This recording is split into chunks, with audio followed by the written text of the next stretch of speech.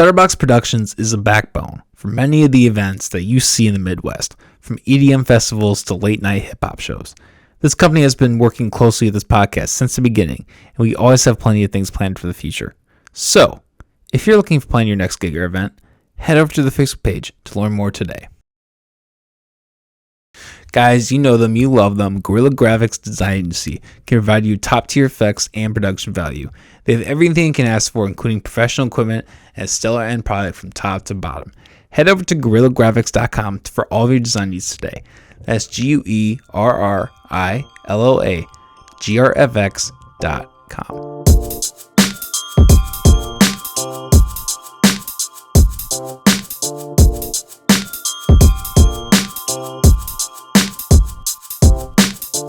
Hey guys, what's up?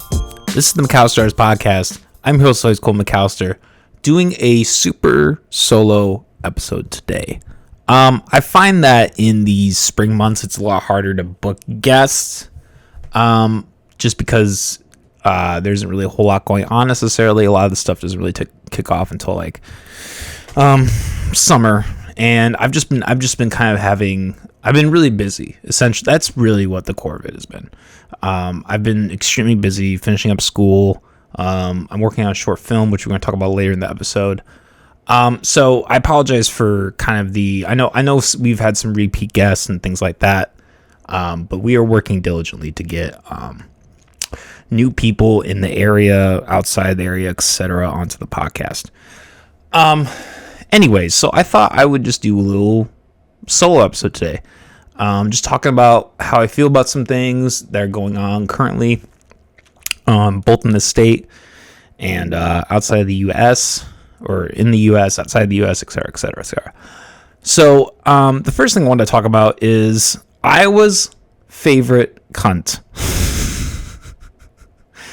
Kim motherfucking Reynolds. I know it's kind of not really the political season in terms of like re-election, all that. But I think something interesting has happened this last week. Another one of the numerous mandates that Kim Reynolds has put into effect since her placement into government. And, before we even get into this, that's the thing I really want to emphasize about why Kim Reynolds is so awful, why she is such an awful governor. So back in 2016, when Donald Trump was elected for president, I'm blanking. Who was Iowa's last governor? Branstad?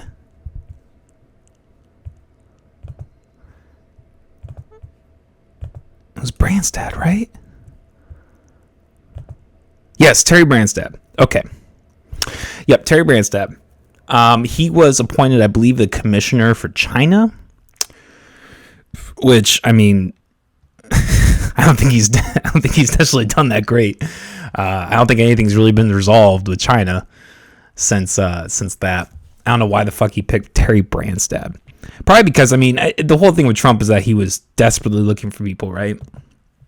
He was desperately looking to fill people in his office. So anyways, so in place of Terry Branstad, and a lot of you might remember this, but in place of Terry Branstad came Kim Reynolds, who was kind of just handpicked by him.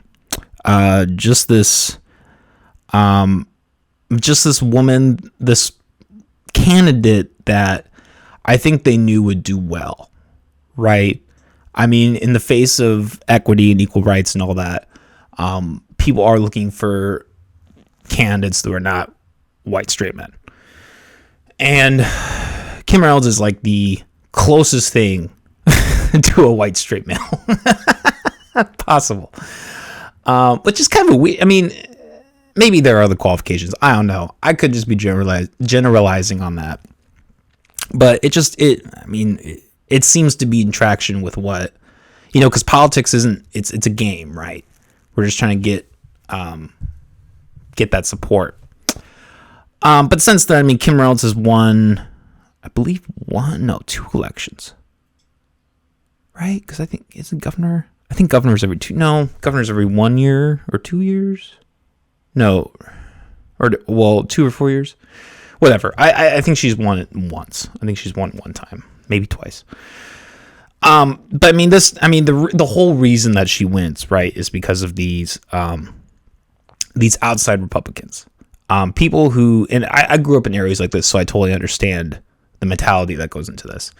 People that do not live here in Des Moines, people that don't live in these metro cities, in the small towns. I mean, they in the throughout the Midwest, the fields, etc. People are automatically voting Republican.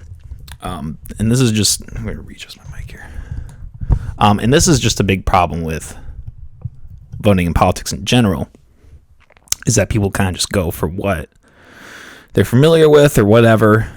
Anyways, regardless, Kim Reynolds might be one of the most authoritarian governors that we have today in our country. At least that's vocally authoritarian. I think, at the end of the day, I think any state or government official is an authoritarian because that's just the nature of government. But, I mean, the things that Kim Reynolds has done, just sweeping actions. For example, a couple of the things. The thing that we need to remember first is the vax mandate. Anything related to that. Now, yes, she was she did strip down the vax mandates away from the state of Iowa pretty quickly after imposing it, but I think it's important to keep that in mind, that a governor who's willing to do that, because you look at like even people like DeSantis, right, that have been championed as like these anti-COVID, anti-vax mandate people. I mean, he had a mandate too initially. There wasn't really I don't think there was a single governor. Maybe something. I think Kristi Noem from South Dakota may have been the only governor that did not do any mandates whatsoever. I could be wrong on that though. But so there was that, and then all the like forcing businesses to not be able to discriminate against people who are unmasked. That's not something I personally agree with. Like I don't think people should have to do that to go into a store. But, I mean, this kind of plays into the whole authoritarian aspect of it, right?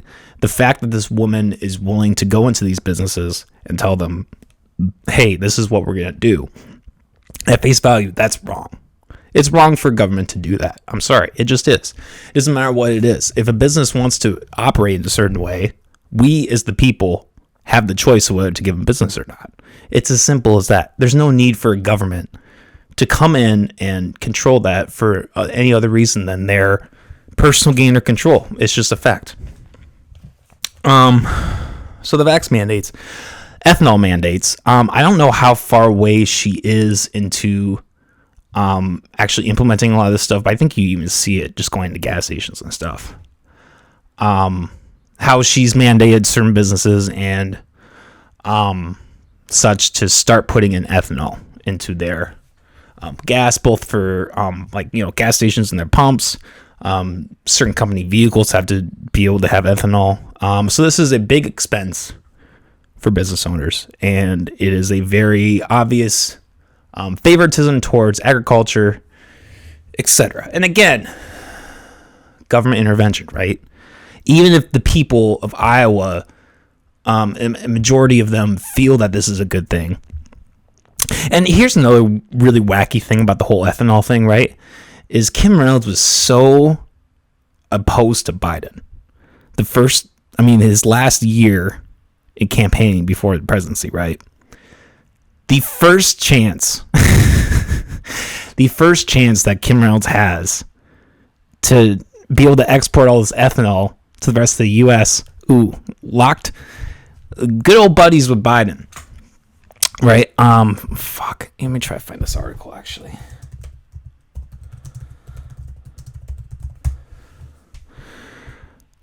This is from August 13, 2022 from the Des Moines Register. Here's why Iowa Governor Kim Reynolds applauds President Joe Biden's E15 announcement.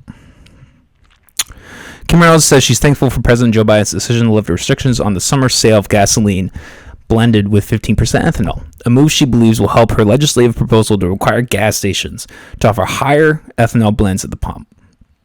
I'm grateful that he did that, she said Wednesday. It makes a difference for corn and soy growers, and it's important.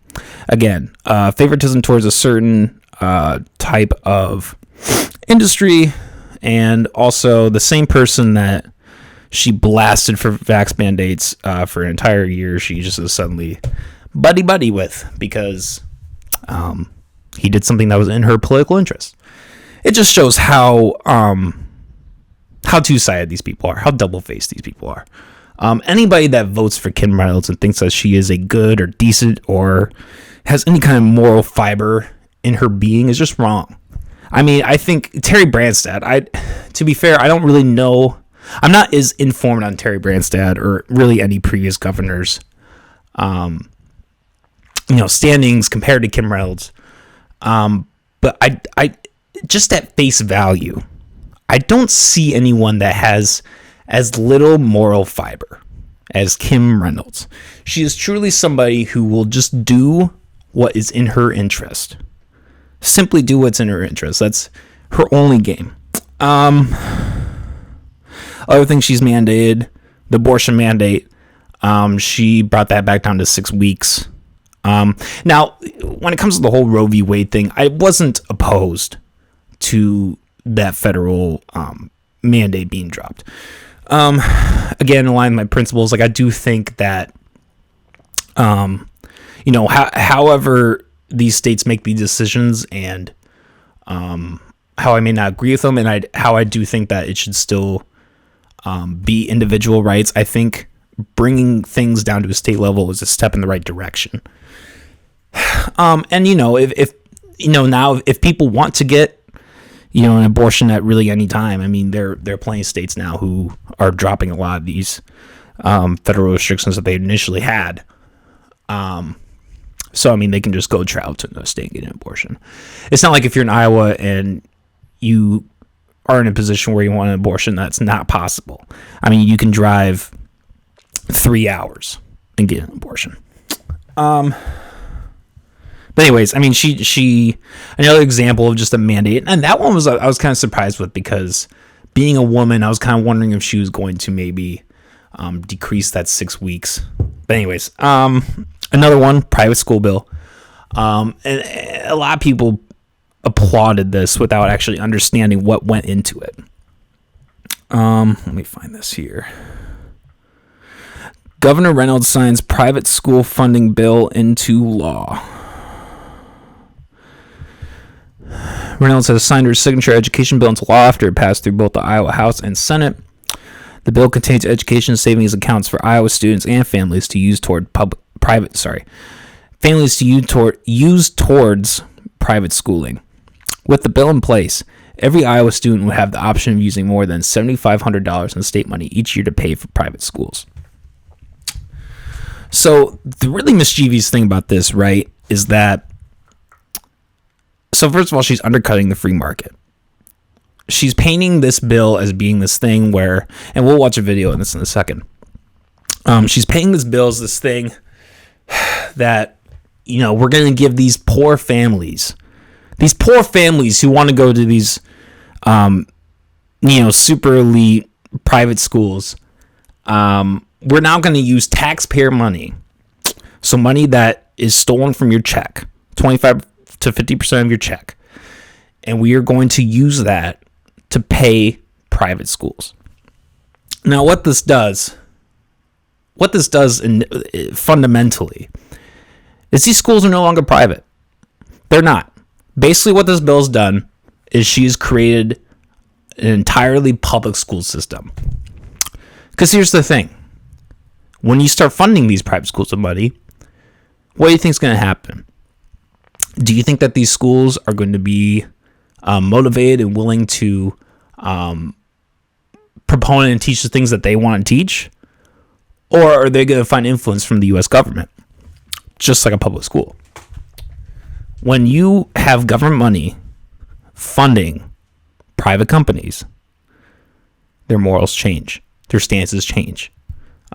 There's a clear bias in that. And you're taking away the possibility for an individual, someone with individual rights and individual income, to be able to purchase the attendance for that private school. And instead of them being able to use their money as a way to give a voice, hey, I don't like what you're teaching my kid, we're going to take him out of school. You lose money. I go to a different school that does things more in line with what I want my kid to know, so I'm going to pay that amount of money. And what Kim Reynolds is doing here is she is taking away those options. This is her attempt to alleviate private schools, despite what she's proponing. That's what pisses me off about this. A lot of people take the Democratic liberal side right, and they're like, oh, all these public schools are going to lose funding. That I don't care about. This is the thing I care about. These mandates, this pattern of this woman. These are the things that people need to be thinking about when they think about Kim Reynolds. And here, so let's play this clip. This just gives a taste. I was kind of looking through. This is from Iowa PBS. Well, the article's from USA Today, but the clip's from Iowa PBS. I just thought it was really telling of the kind of person Kim Reynolds is. So let's just watch this and react to it. If we're really going to make sure that every child has a quality education, then we have to set aside this us versus them mentality, because it's not about whose team you're on. It's not about your politics. It's not about you, and it's certainly not about me. It's about our children. We either want to give every child the humanitarian a chance route to succeed, or we don't. So tonight, I'm announcing a comprehensive education reform package that will focus on improving education. Stop right here. You know why? You know why these kids don't have a chance? It's because of you. It's because you're undercutting the market. You're undercutting the market with these public schools. Undercutting the market with these public schools. That's what you're doing. The reason these kids don't have a fucking choice is because of you.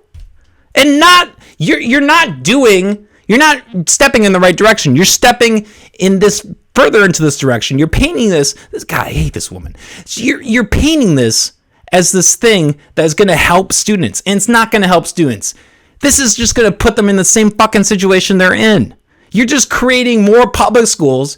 You're creating less quality education. You're creating more poverty, less of an opportunity for kids to be able to get a proper education.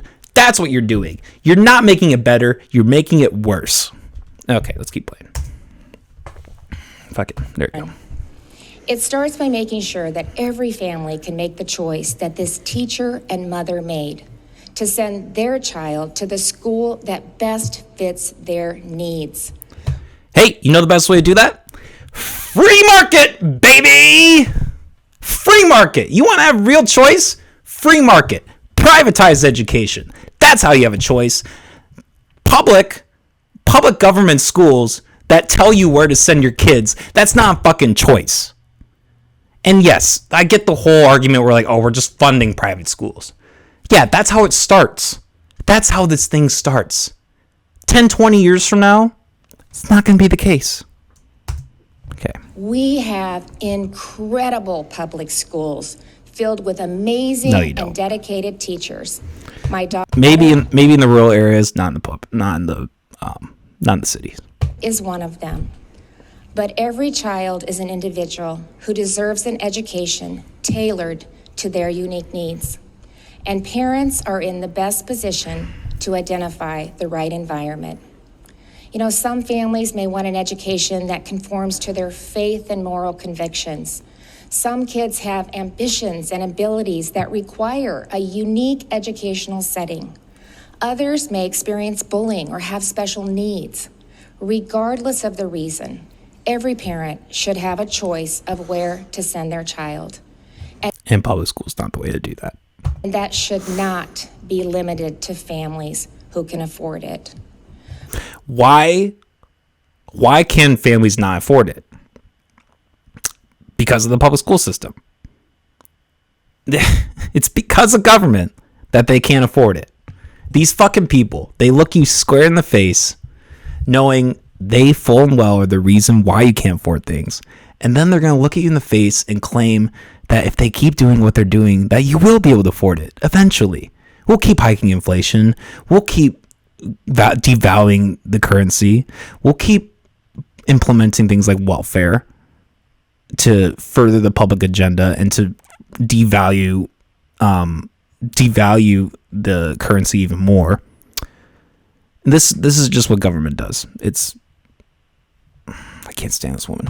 My school choice bill will create education savings accounts for families who choose to send their child to a private school. The state. Here's another point about this is like these education funds. People don't, when they think. Here's the thing: $7,500, $100,000, whatever. The money amount does not matter, because inflation is going to continue to rise. The more public programs that you have, the more the currency is going to get devalued.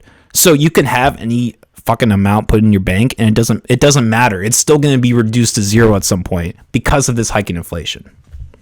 It will contribute $7,598 to that account, which is the amount of funding the state provides for each child who attends a public school. For students currently attending a private school, the plan will be phased in, focusing first on the families with the lowest income levels. And in 3 years, every family will have a choice in education, and no child will be limited by income or zip code. No, be limited. See, that's an interesting kind of anecdote at the end. So what is she saying, that that there aren't going to be school systems? I mean, if someone lives in Waukee and they want to go to East High, is she saying that they're going to be able to do that? I doubt it. I really doubt it. Maybe. I mean, look, regardless, it's all public. All public school systems are crap. That's the point. Granted, I didn't go to public school, but I mean, come on. Okay, so the last thing that I kind of wanted to talk about that's kind of been interesting with this whole Kim Reynolds thing, this just all these authoritarian measures that she's been putting in. This week, she announced that she was going to be putting in she's trying. I don't know if let's see, did she actually pass the bill? Let's see. Yes. Okay. Or no. Let's see. Hold on. Did she sign it? No, I don't think she signed it yet. Maybe she did. Maybe by the time this comes out, it'll be signed. I don't know. But so another thing she's trying to do with these school systems. Okay, here's another clip. Here's another clip of Kim Reynolds. Let's just watch this. Let's see what we got. The Students First Act will create that very same culture, that very same expectation to be the destination of choice. Public schools are the foundation of our educational system, and for most families, they'll continue to be the option of choice. But they aren't the only choice. And for some families, a different path may be better for their children. Amen. With this bill, Okay. That's not a choice. You putting in mandates requiring all schools. Well, I guess, is it all public schools? I mean, it doesn't matter if it's, what we just talked about before. If she's imposing things on private schools, it wouldn't surprise me if she was imposing this on private schools as well. Yes, prohibit schools. So that's all schools. That's private and public. Again, one of her favorite words, choice. You're not giving anybody a choice. You're not giving any of these schools a choice. Look, when it comes to the whole gender thing, the whole transgender thing, with educating kids, I don't think it's a good idea to educate kids. I don't see any merit in teaching young kindergartners anything about this kind of stuff. I mean, I think if you want to have that conversation around the same time that you have the puberty type of convo. I don't think that that's wrong.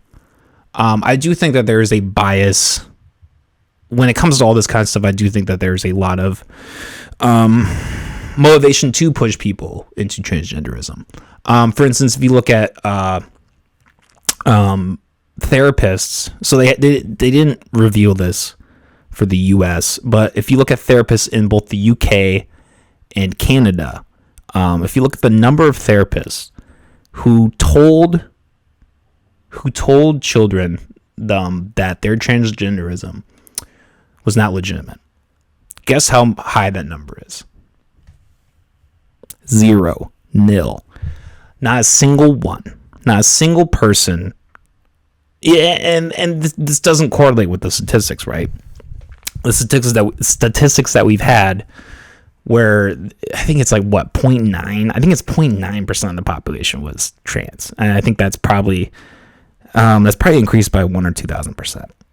Now you could say, oh well, these people felt discriminated against, so they weren't able to,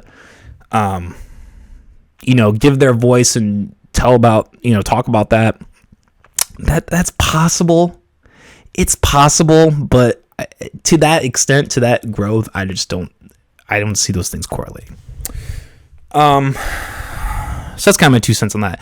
Also, I'm completely against surgeries before the age of 18. Completely 100% against that.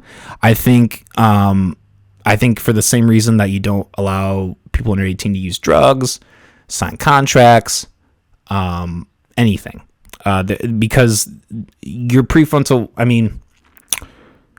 yes, it's not a perfect number, 18, but it seems to be the best number that we can come to, where what that point is between a child and an adult.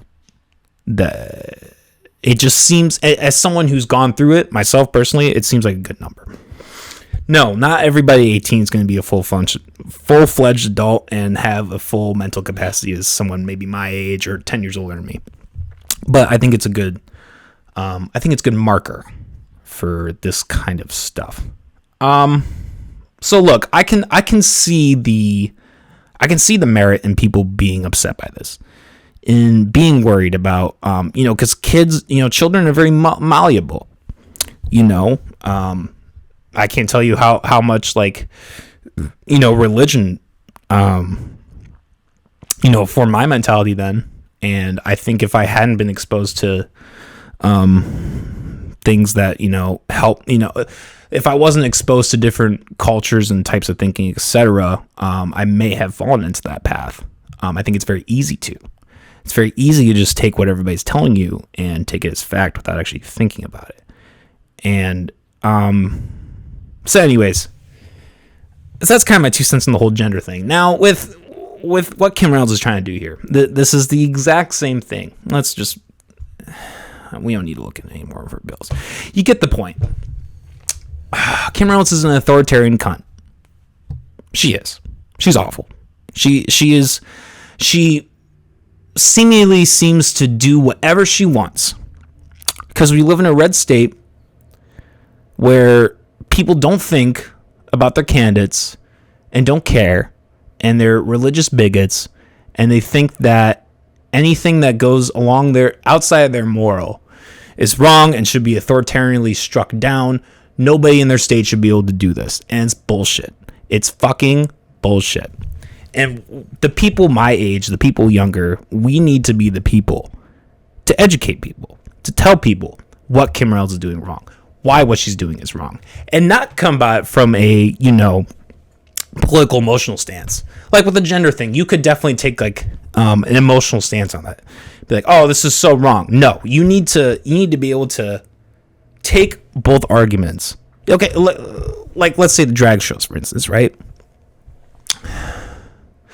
Not every drag show has the instances that have been happening where people are twerking in front of children. Children are throwing money out to people while full grown, I think men or trans men or whatever, are thrusting themselves, wearing provocative outfits.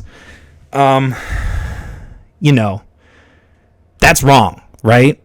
I think, and when people like deflect this with the whole, oh, but look at all these pictures of these Trump people with the cheerleaders or these really scantily clad women, it's a deflection. You're deflecting it from the real issue, which is, okay, in both of these instances, there are adults who are sexually provocative towards children. And that's wrong. I think any human being, almost any human being that isn't fucking brainwashed, can acknowledge that, can say, hey, if I had a kid and I had a stripper of any gender come in and start doing their shit on my kid, that's wrong. That's wrong as fuck. Right? Nuance, people. So my point is, when you're going to educate people, when you're going to have these conversations with people, it's up to us. It's up to our generation, me, a little older, a little younger, this group of people whose heart is in the right place, but their mind is not. You need to have a nuanced perspective. You need to look outside of the information. Because if we can't do this as a society, as a people, as a generation, then this kind of stuff is going to keep happening. You're going to have your Kim Reynolds of the world who just authoritarianly do things, who just dictate and say, okay, this is what we're going to do. There's nothing you can do about it. Education is the way to combat this. You educate the voters, maybe they can make a change. You educate people, maybe they can, spend their money in places where are, better to spend it. Like take the alcohol thing, right? Maybe people are, realize how much of a tie Kim Reynolds has to alcohol. You look at like what happened during COVID, right? How she allowed people to carry open containers of alcohol from an establishment to their home, purely to help her alcohol suppliers. God damn it, Bambi. That dog. Purely to help our alcohol suppliers, while still having marijuana illegal, is fucking preposterous. And so maybe we can just stop. Maybe people can just stop drinking, huh? Maybe try to quit drinking. Maybe smoke the marijuana. Do the thing that's gonna fucking, be a poster. All right, I'm gonna be right back. This dog is whining. So, anyways, sorry, we're back. You got too many fucking animals. This dog right here, she's gonna die someday. Might be sooner or later. So, anyways, that's I guess that kind of ends my rant on Kim Reynolds. There's plenty of clippable moments from that, I'm sure. I don't know. Just I guess just at the end of the day, educate yourselves. Focus on these local issues. And I guess I'll say my 2 cents on like the whole, Russia-Ukraine thing. But don't focus on shit like that. Focus on what's happening here. Okay, like if you can't fix the world's problems if your backyard is shit, right? Like if you got homeless people, you got all these problems, opioid addiction. When you have an authoritarian governor, doing whatever the fuck she wants in your backyard, and you're worried about what's happening hundreds of thousands of miles away, stop. Okay, so I guess I'll say my 2 cents on the Russia-Ukraine thing. It's a terrible idea. It's a terrible idea going over there. Awful idea. I mean, that is going to end that. I mean, not going to. It could potentially end everything as we know it. Now, here's the thing. I will say, but I do think there's some merit to the fact that there's a reason that we have not seen a nuclear conflict yet, right? This kind of goes back to the libertarian principle. An armed society is a polite society. I think when you have all these powers with the triggers, even though it may cause unease, there's a reason nobody's pulling it, right? Because they know, anyone knows that once you start shooting off nukes, everyone's going to start shooting off nukes. And that's bad business for everyone. Your life as you know it is gone. Done. The people you love and care about, there's a likelihood they're gone. There's a likelihood that you yourself are gone. There is a logical reason as to why we have not engaged in nuclear warfare. Now, the scary thing about the day and age we live in with technology, where information is massively censored, where there is not a good way to have an open forum and open discussion, or educate people in an unbiased way. When you have this being kind of the stage that's set for this conflict, it's scary. It really is. That puts an extra layer into it that was not relevant in the 60s, 70s, whenever.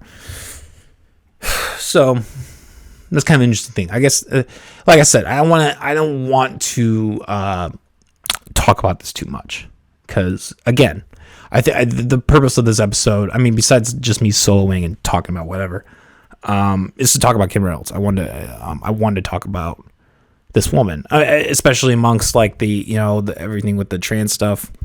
I thought that would be a good thing to do. So yeah.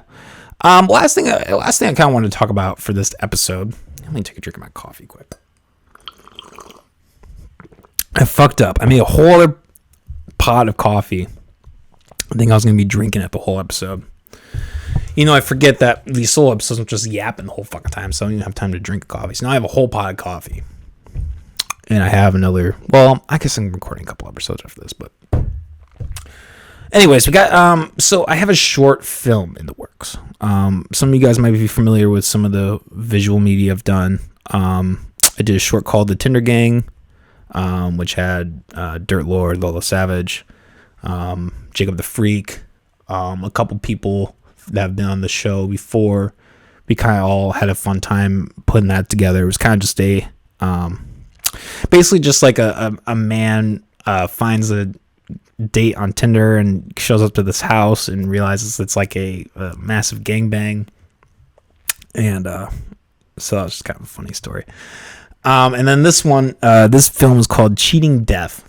Basically, it's your average horror slasher B-movie type of campy type of deal, where a couple, the man reveals to the woman that he's been cheating on her, and they kind of get in this whole argument and everything. And in the middle of this, a serial killer comes and just starts raining terror on them. Kind of out of nowhere, but that's the theme of B movies, right? Like B horror movies. That's kind of the beauty of the genre, is like you don't even really need to have a reason to have a killer. It's just that's what you're here for, right? You're here for the killer. So that's kind of something I've been working on. Desi X and Dirt Lord are both signed on for that, amongst with other cast and crew members, both from DMAC and other sources. So we're going to be filming that in early April. Hopefully we'll see that, all the post-production, all that wrap up in end of April, early May. So tune in for that. So yeah, that's kind of been a weird little project I'm doing. I'm kind of involved in a lot of other different things as well, in that kind of just other people through DMAC who need help, etc. I'm just trying to get as much experience as I can. And yeah, if anybody listening needs their videos done, or graphics or art or anything, hit me up. I know my shit. I'm finishing up my associate's degree, so I know a little more than your regular street bum. Although I will say, part of me kind of wishes that I had just done like the normal, not college, I guess not the normal, but like the irregular, like non-college route. Like I don't know. I just kind of like my financial positioning. It kind of put me in a place where I was able to pursue this without much financial hit. I mean, if I was like paying loans and shit, I wouldn't be doing this. Because I have my own privilege, right? Like I have my own privilege that allows me to do certain things, like the podcast, like school, and so I'm taking advantage of that. And I don't think there's anything wrong with that. But yeah, so I'm just trying to finish that up. I got the short film in the works. And yeah, I think it's gonna be a really good time. I think we're gonna have a lot of fun with it. It's going to be quite an experience. I think the thing that I'm going to struggle with most is like the special effects gore type of stuff. Just because I haven't really filmed that. Like I haven't really filmed like a really gory thing yet. So there's going to be different, lighting, etc. Actually working the special effects out, that's going to be a whole process. That might take longer than I like it to. But I am talking to someone else who is very good at, pretty good. No, I'll sell it. He's very good at the effects. So I think it's going to be a really fun project, guys. All right, I think that's the episode. We've been going for almost 45 minutes. A lot longer than I thought it would be, honestly. Not bad for a solo episode. Not bad for just ranting about local politics, other bullshit, etc. Guys, you know the drill. McAllister's out. Fuck that up. Jesus. Don't go to that website. Go to this one instead. McAllisterHours.com. That's where you can find all of our stuff, episodes. If you want to contact me about anything, inquiries to come on the show, hit me up. We also have a fucked up bucket submission, which we haven't done in a while because I am the only writer of this. And I need your guys' help to fill this bucket up with fuck uppery. So please go to the fucked up bucket submissions and go submit your fucked up stuff. Otherwise, you got Patreon. I just uploaded a bunch of exclusive content on Patreon. Like the last 8 episodes, I finally updated it. So I have fucking 6-8 new videos up there. So go check that out. Otherwise, we got more guests coming next week. And thanks for tuning in, guys. Thanks for the people who have really stuck through all these episodes. This is going to be, I think, 171. This episode dropping. It's been quite the journey. We're about to get to episode 200. I'm hoping to talk with some people this week about maybe doing a live show. I don't want to give any promises, but that is something I'm trying to work out. So yeah, stay tuned for everything we got going on with that. Guys, y'all have yourselves a good night. And remember, have a nuanced perspective. When it comes to things like Kim Reynolds or, Russia, Ukraine or whatever, I strongly encourage everyone to take 10 minutes out of your week. Take 10 minutes out of your week to go watch some podcasts, watch some clip, go read some forum or feed about something that you don't want to hear about. And that's something. And look, I'm not fucking perfect either. I struggle with that. My girlfriend criticizes me all the fucking time for just kind of standing in my podcast hole, and I am always questioning about my open-mindedness and the kind of information I'm taking in. I'm constantly questioning whether what I'm saying is accurate. So I think it's important to have that. I think it's important to have that nuance. So I just and a lot of that goes into brain chemistry. Not everybody's going to have that need and desire and urge to go be open-minded. But if you're someone who's listening to this podcast, I have faith that you are an open-minded person, and that if you just take a little bit of time each week and just hear the other side of the argument, I think it will have a net positive for you. All right, guys, have a good night. Peace.